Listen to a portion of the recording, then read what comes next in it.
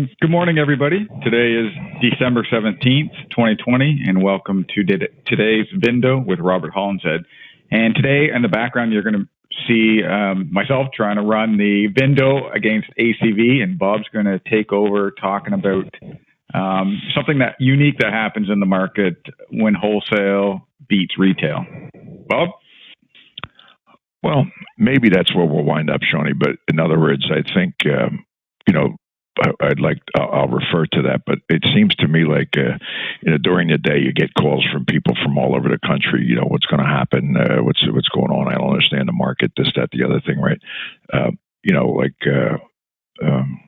A lot of weird things are going on because we're coming off of the craziest market that ever existed. It actually spurred business models where people are going to learn how to buy cars from individuals, where you got big dealer groups that are actually going to create like the whole model of buying cars directly from the consumer because you don't have to pay for transportation and there's no auction fees and all the rest of this, right? So it's normal. Car dealers are constantly, because they're in the middle of the fray, they're constantly looking for the next best angle. It's an angle that you're trying to play. And then, of course, you're going to be the one that is going to play it all the way out. And now you're going to actually have like a whole new section of people that's all they do is buy cars from the public. Because what a great idea it is. Of course, it's not a great idea that started yesterday. That started when the newspaper started advertising cars. You follow me? So in other words, individuals trying to sell their car. And somebody that's got enough brains to pay attention to the listing, and then you go knock on a door with cash in your hand, you leave with a good car, right?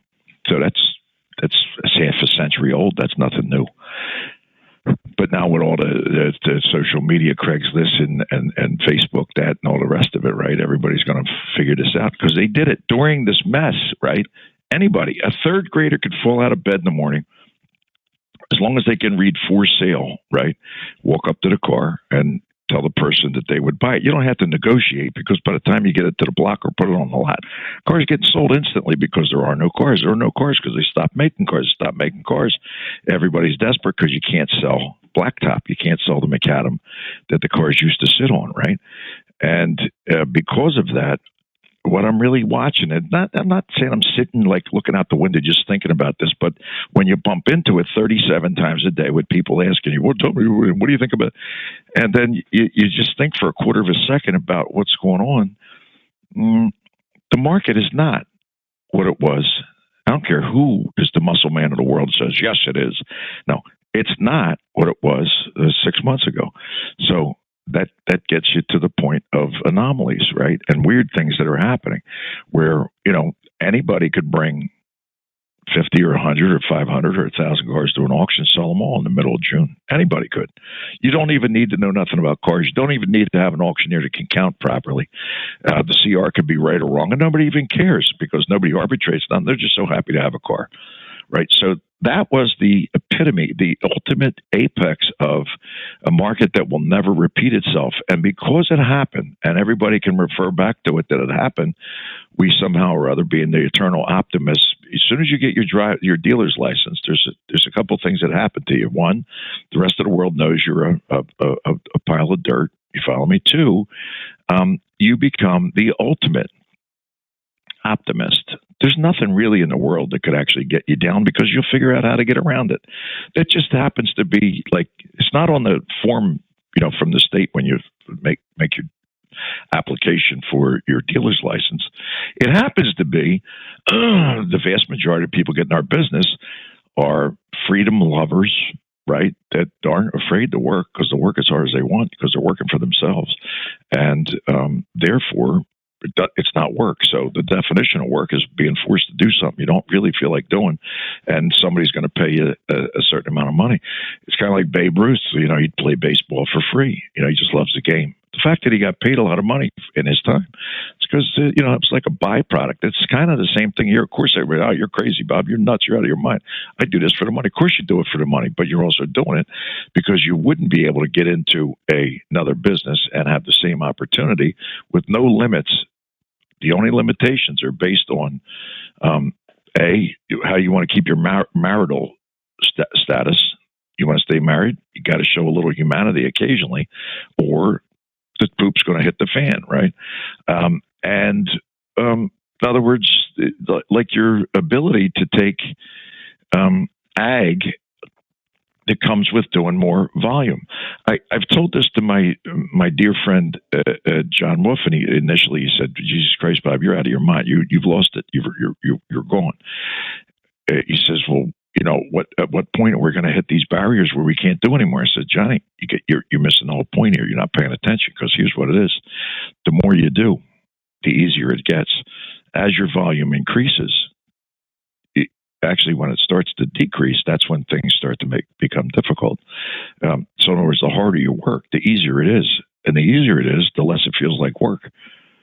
I ain't trying to be philosophical about it, but it's a simple fact of life, and I'm going to get to my point, I think, in a second. And what happens is, when a guy goes from 100 to 200 to 300 to 400 to 500 to 600 to 700, at 700. And, I talked to this cat at a certain time of the day where you think he's peeing in his underwear, and it's like he's on vacation, because it gets easier as you do more. Doesn't make any sense. Unfortunately, it's a fact. You follow me? Those numbers start falling backwards. When we were doing 800-900 cars and it got down to 400 or 500 cars, it felt like we're going out of business, because everything starts breaking and it doesn't work, and some got lost. But when you're flying, it's like you're on a giant, rocket ship ride to, like on vacation or something. You follow me? So, as everybody, to a certain degree, it's all a question of circles, how big or small they are. It's the same circles, and they're all just as important as anything, because in your own world, your circle is your circle. It's your size PVC pipe. It's the one you jumped into. You follow me? In other words, as whoever size PVC circle, whatever you want to call it, happened. We had the best year of the legs, and it was best of all things. Everybody did great, right? Everything's great. But over the past little bit of time, we're going back to reality. You follow me? Now, you can still do your 52-week math and saying you're up 80 times more than there was less. It's easy, because, once again, car dealers, gambler, degenerate animals that don't mind working, in other words, optimists, right, do the 52-week math when you had a bad 2 or 3 or 4 weeks. You follow that? So, in other words, the 2 or 3 or 4 weeks, for the bean counter, he's starting to piss in his underpants. You got too much inventory. You got to do something. But for the optimist, it's like you're overlooking it. You keep walking and forget about it. You follow me? It's nothing to talk about, until those same optimists that actually in a normal group of peers would never admit it looks like it's getting a little weird, right? Because when you do that, you're kind of showing your potential to be a human, in terms of like revealing potential, not weakness, but soft spots, right? You wind up saying, "Gee whizlickers, what's up?" Right? So, we have the total unknown of everything based on this crazy mess that we're in with the virus, right? 2, with the insanity that we have going on with the division of people that sit next to you, and now you hate everybody and all the rest of it, right? So you got that happening, and now you don't know, because here it comes in 2 weeks. You're going to have 20 million people that are homeless, never been homeless before, don't even know how to get underneath a bridge, let alone be homeless, right? They're going to be driving around in their buy here, pay here car, park someplace, trying to figure out where they're going to use the toilet, maybe, right?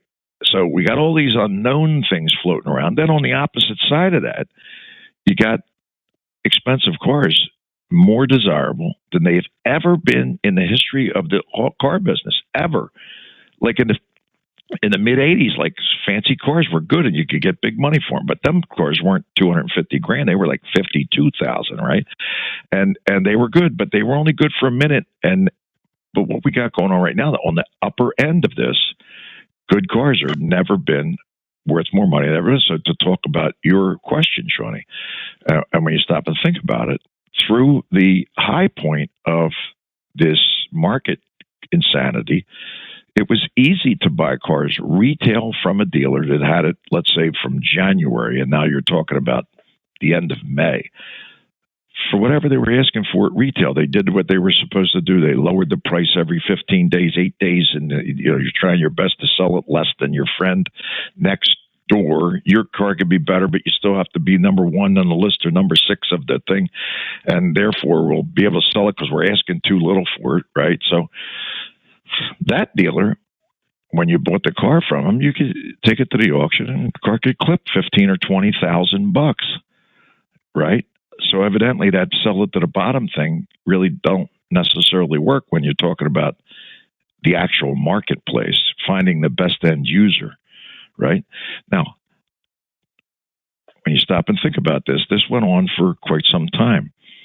When you talk about a 3, 5, 6 month period, it's a long time for this little bit of a insane thing to happen. And it's long enough for everybody to re-examine how they're going to acquire cars. Because the same thing happened, you bought the car for a nut number at the auction, and you look at the thing, it's a $765 auction fee, and you're saying, gee whiz lickers, this P number, well, you pick up something on finance, right? Because you ain't never going to make a profit on it retail. It's impossible. Now imagine those cars now filtering through the next X amount of time, and the stragglers are still there. And of course, the optimistic car dealer's talking about how much he made on all the other ones. And even if he loses on these, he still had a hell of a thing. And I got all that. Don't think everybody doesn't participate in that rationality, because we all do. But now we're sitting in the place where there isn't any hope of an insane market, and you're back dealing with reality. You dig what I'm saying? And desirability and mud. In other words, the mud category starts to blow up like a balloon. And the two ends, the trash that is good, it's exportable, whatever, and then the unbelievable good car on the other side of it. Jesus Christ, did you see? Yeah, there was unbelievable money, right? Incredible, with action from everywhere, right? Unbelievable, in the middle of the world, and everybody's going to be under a bridge shortly, homeless, right? But the top part of it's still crazy. The balloon that's blowing up is in the middle, right? Where the mud in the middle, some of it's age, some of it's somebody's looking back and said, well, the market says, and price the market says, and well, it ain't got nothing to do with the value of the car. Nothing, zero, has nothing to do with it. Replicating results is the only thing that has anything to do with any commodity. Can you do it again? The fact that one did something, it don't mean that if you did that same car on the same day, 25 cars later with the same auctioneer and the same eyeballs on that unit, right? 342 people online looking at that car coming through the block. Or you happen to get lucky and retail that car for X amount of money, put another one right there where it was, the other one, and think you're going to duplicate those results? Only a car dealer with absolute gambler degenerate optimism can believe that would actually occur. And you'll try it until it doesn't work. And I understand that because we do it every day. But to your point, Shawnee, when you ask the question, the anomalies are no longer happening like they were, occurring regularly. And the middle balloon that's blowing up, when I say the balloon, I'm talking about what's included in the middle, what's included in the mud category. Like when I say mud, I ain't talking about bad cars. I'm talking about cars that are not necessarily, you get to the block and everybody's looking to buy it, and it brings what you anticipated bringing.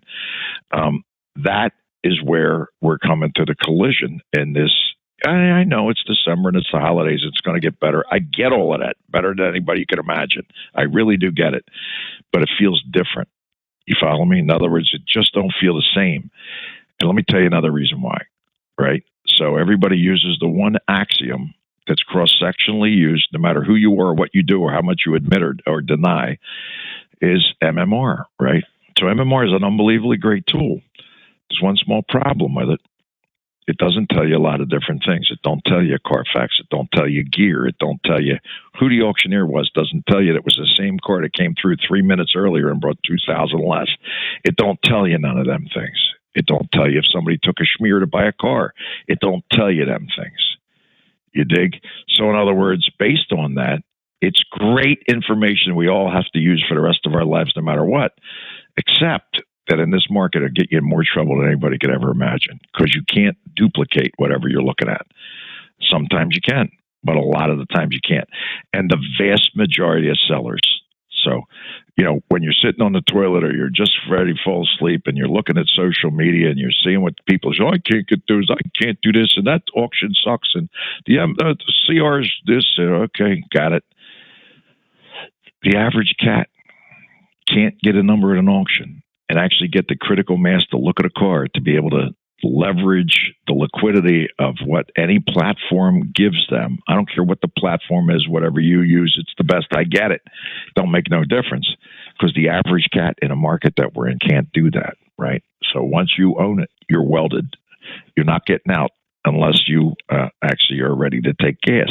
Occasionally the gas isn't gas. It turns out to be like nutrition. You did good with that one. But in the market that we're in, when you're watching any market, you can watch the one you're looking at right now, zero bids. So in other words, zero bids. And there's zero bids on everything, right? Now, the views are views, but don't matter what the views are, because if you look at it yourself 42 times, there's more views, right? So that's all good. And I'm not picking on this. I'm just saying in general, you look at a simulcast deal, right? And you're watching what they're bringing.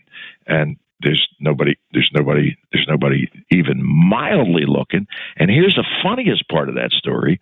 Now you have some larger, people that got, fake money behind them that are actually setting the floor. Now, CarMax ain't setting the floor and ain't bidding online. They got somebody to actually touch the car in 42 inches of snow before they decide that they're going to bid. But you're not going to push them beyond what a car is worth. They're going to pay what they want to pay. And that last bid, no matter what you do, right, they ain't bidding another bid. That's the definition of smart. Definition. Defined. Perfect. They touched it. They know if it's a cat or dog, and they set a number, and they're not going a penny more. You follow me? We watch it regularly. We sold 57 cars last week, and I watch it like very carefully to understand, what they do, what they buy, what categories, what miles, what Carfax, what not, all the rest of it, right? And then you watch the other folks. Now, to the average guy that's watching an auction, and he said, "Oh my God, Vroom's buying everything. Carvana, geez, it's all fake money. They're going to blow up." First of all, they ain't blowing up. Second of all, if you watch what they're paying, they ain't paying nothing for cars. They're paying no money. And what they're doing is a really beautiful thing. It's really intelligent. It's incredibly smart. And we, as just regular old people, big, small, don't matter, because we're just regular old sharecropping car dealers, no matter who you are, right? If we pay attention, you learn a lot, right? So when you watch what they're bidding, and the car's 32, 33, boom, all of a sudden one of the bigs are off 33, 34, 34 and a half, 35, boom, sold. Now the people that were watching that sale, since we're all glued to the computer, they're, Jesus Christ, they're bidding on everything. Yeah, they are. But you know what they're bidding to? Nothing. They're not bidding to anything. They're not bidding to nothing that we wouldn't buy the car again for the same money. Never. They're not paying rock money. They're not paying what a real one is actually worth. You will not see them paying end user money. This is brilliant on their part. It's how you can actually set, no matter where you are, and use your little methodology, where on this particular car you'll pay 13 cents more, and you're going to get them. You're going to miss a million of them. If you look at the number of bids, you look at the number of purchases. See, we as car dealers zoom in like knuckleheads. You find the one that you want, and now you're not looking left or right any longer to pay attention to what else you can.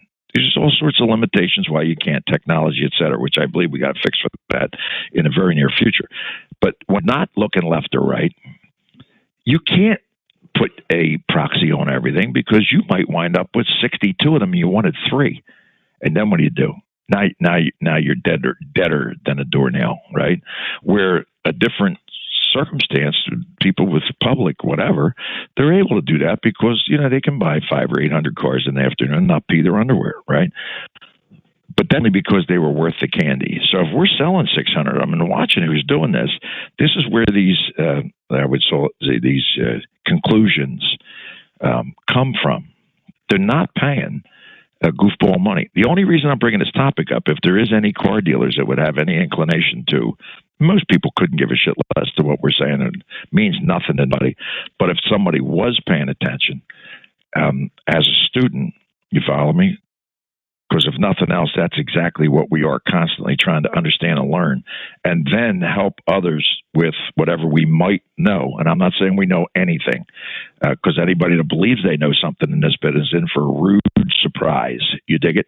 Because it's constantly maneuvering. It's never chiseled in granite. But when you actually pay attention, you got to think about this. I watched it for decades, where a dealer runs into the lane and starts bidding on a car, right?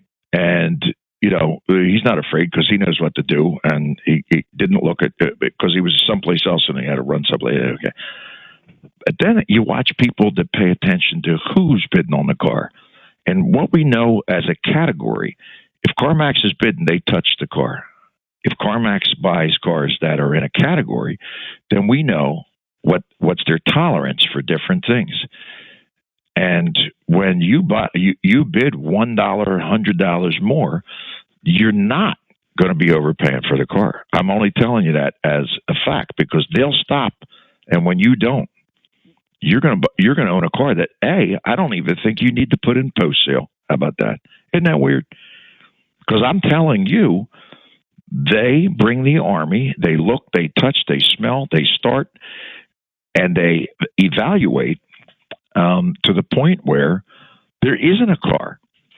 First of all, when we look at the cars that we sell them, if we sold them 20,000 cars in the next X amount of time, and you look to see what you made, right, on those cars, they bought cars that are definitely presentable units, right? And B, they didn't pay rocket money for any of them. If they got a customer, they won't pay too much for it. They'll still only pay market value, right? And sometimes and frequently, that's well under in the market that we're in. So you got to picture this. MMR is the greatest, but it has nothing to do with the market in a descending market. It has nothing to do with it because it's a look back. You can't duplicate November's results. You can't duplicate October's results. You cannot do it today in the middle of December. You can't do it. So when you're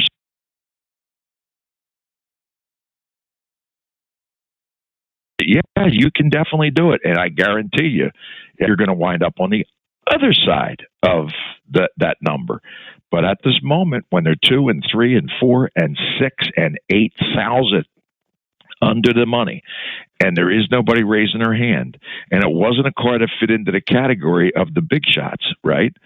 Now you're in something that is the opposite of whatever the COVID insanity market turned out to be. It's the opposite. Then anything was worth anything. It don't matter. Salvage. It don't matter what it was. It's worth way more than you can imagine. Everybody's high-fiving. It's unbelievable. Boy, I wish it could stay like this forever. But now we're on the other side of that, right? And when you think about it, it's a thing where when cars are 4 and 5 under and nobody's looking, it puts a little shiver in there because that's not a good sign. That's a bad sign, especially when it don't fit into the middle of the mud category, where normally there's a number that one of these folks is popping their hand up in the air. Like I said, this category is blowing up a little bit more. It goes a little bit deeper into the desirability or the unusualness of a particular group, and it winds up where it makes it very difficult, I would say, not just in an auction setting, because I don't want to just make this sound like it's purely a wholesale thing, but in a retail setting, it makes it very difficult when you pick the number out of your rear end to actually trade a car for, go in your service department and tell somebody you want to buy their car, right? And that's where I believe the moral of the story is. When you're using the tool, happens to us frequently where a dealer says, Jesus Christ, but I call the desk guy says, hey, this looks like too much. The only answer we can give, like a wise ass at that moment, is, well, sell it to us. We'll buy it. Don't just take it easy. Yeah, but I don't want to sell it to you. I want to keep it. Well, I don't know how to make it worth less because that's what the market value is, right? So if you want to make it worth less, just don't show the consumer whatever we're telling you we'll insure the car for with your short-term residual value insurance. And last week alone, we had an Audi dealer with an Audi. And he traded the car because he said, okay, well, I'm going to do it. And believe it or not, a white one with an XYZ package and this and that, and really good miles on it. But it was way too much for him. It turned out, guess what happened? It wasn't too much for him because he hit the desk. He's going to send it to us. We're going to buy it. I think we might even already send a check for it, right? And he says,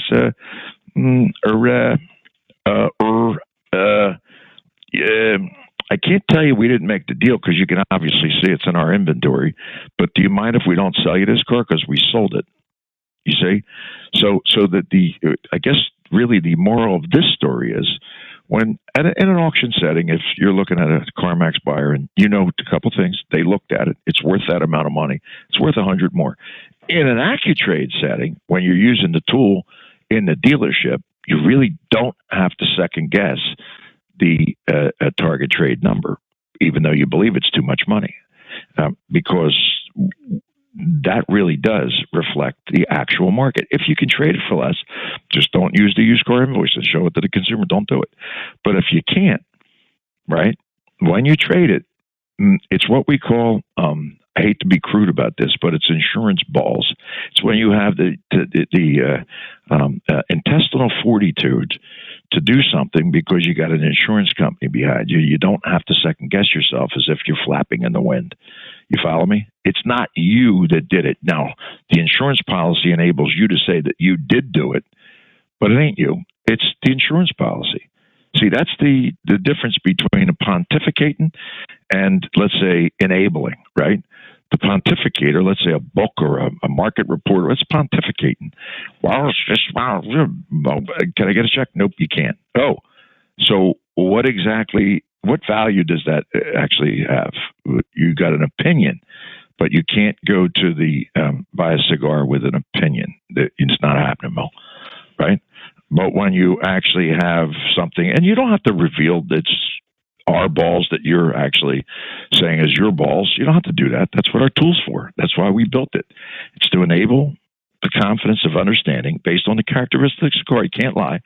You can't say it's got a XYZ package when it don't. You can't do that.